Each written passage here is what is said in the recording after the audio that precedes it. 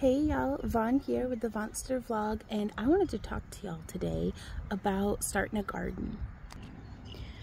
So I'm just sitting here chilling. I planted some peas over yonder and kind of back that away, but I really wanted to talk to y'all about if you have it in your heart that you want a garden one day, start now. I had started gardening in pots on our second-story balcony of our one-bedroom apartment, and every little thing that I had learned along that way, a lot of it was what not to do, but it has all been valuable and useful information and experience that gave me confidence, at least in my ability to, you know, stir up some dirt and keep it wet long enough for the plant to sprout. If I can't keep it alive, I can at least, you know, get my seeds to sprout, and that's a start. It's not nothing.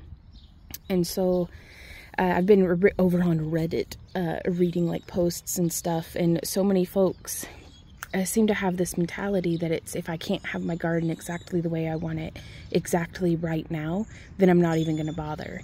And it's like, well, you got to baby step before you run. You know, you got to crawl before you walk, before you jog, before you get where you're going.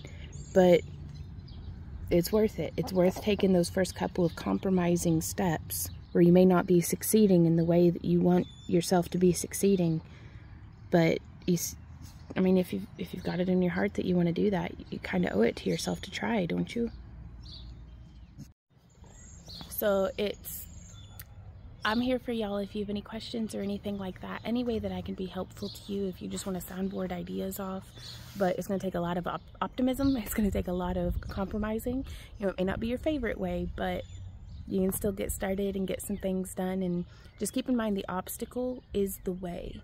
So the things that I used to use as my excuses as to why I couldn't, that's not why I can't. That's just the problem that needs solved, so I can get to the next step, the next problem that needs solved, the next, you know, and to keep pushing forward. And the more you try, the more you can. And I'd recommend it. I was just packing up to go back in, and y'all check this out. Our very first cherry blossom, blurry cherry blossom of the season. So I'm gonna butcher it, but what's the saying? It's, you know, the best time to have planted a tree was 20 years ago. The second best time is to plant one today.